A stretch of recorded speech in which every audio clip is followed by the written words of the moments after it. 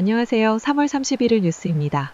지금부터 다양한 이슈와 최신 소식을 신속하게 전해드리며 여러분과 함께 즐거운 한 주를 시작해 보겠습니다.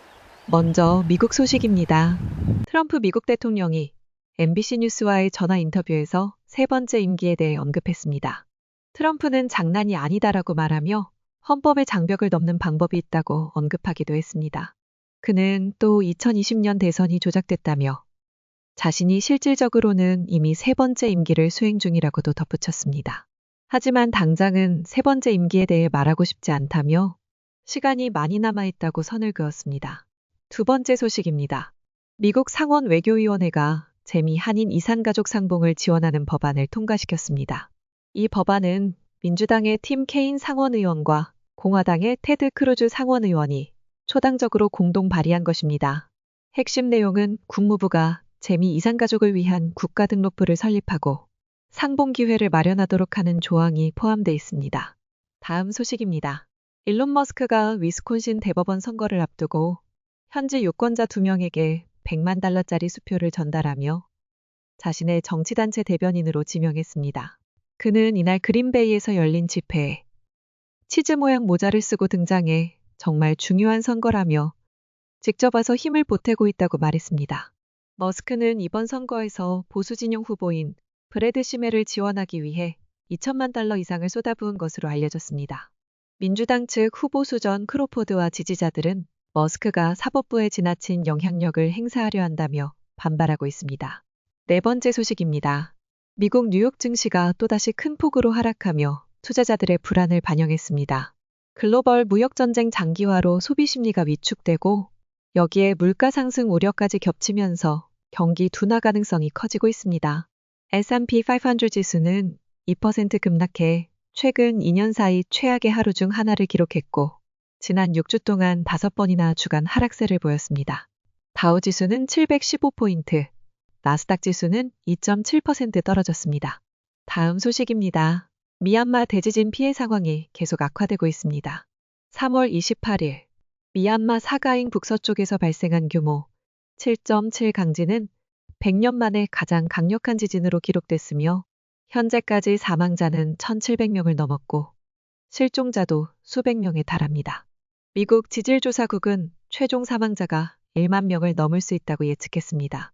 인근 태국에서는 방콕의 30층 건물이 붕괴되며 18명이 숨졌고 78명이 실종된 상태입니다. 국제구조대가 속속 도착하고 있지만 도로 파손과 장비 부족으로 수색에 큰 어려움을 겪고 있습니다. 현지에서는 무너진 호텔에서 3일 만에 생존자가 구조되는 등 극적인 소식도 전해지고 있습니다. 하루빨리 추가 생존자들이 구조되고 고통받는 이들에게 실질적인 도움이 닿길 바랍니다. 다음은 한국 소식입니다. 윤석열 대통령 탄핵 심판을 앞두고 주말 서울 도심 곳곳에서 찬반 양측의 대규모 집회가 열렸습니다. 안국역 일대에서는 탄핵을 촉구하는 시민들이 윤석열 즉각 파면을 외쳤고 광화문에서는 탄핵 무효를 주장하는 보수 성향 단체들이 이재명 구속 등의 구호를 외치며 맞불을 놓았습니다. 전국 각지에서도 동시다발적인 집회가 이어졌으며 전북과 광주, 부산, 울산 등지에서도 퇴진 촉구 또는 탄핵 반대 행진이 벌어졌습니다. 두 번째 소식입니다.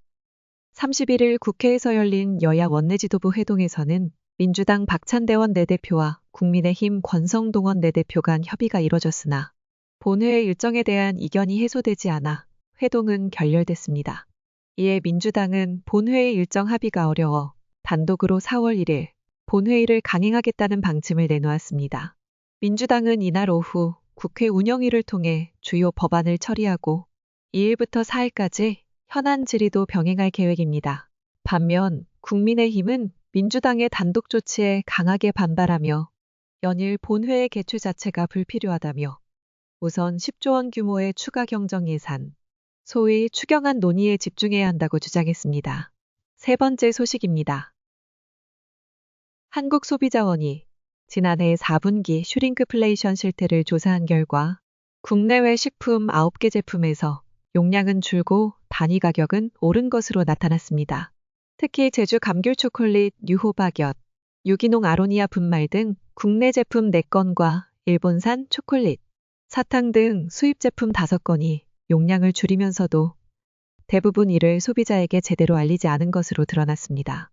일부 제품은 최대 25%까지 내용물을 줄였고 6개 제품은 아예 용량 변경 사실을 고지하지 않았습니다. 소비자원은 참가격 누리집을 통해 변경 내용을 공개했으며 제조사와 유통업체에도 관련 정보를 소비자들이 쉽게 확인할 수 있도록 조치할 것을 권고했습니다.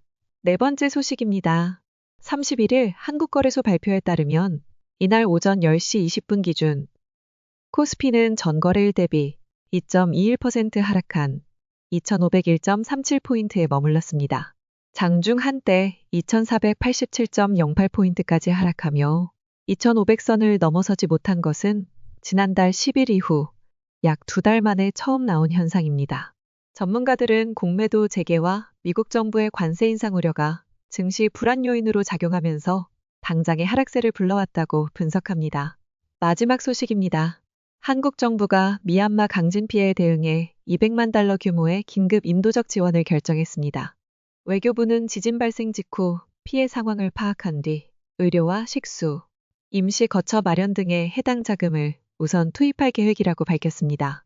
이번 지원은 유엔 산하 국제기구와 비정부기구를 통한 협력 방식으로 진행되며 접근이 어려운 재난 지역에 효과적인 지원이 이뤄질 수 있도록 현장 경험이 풍부한 기관들과 연계됩니다.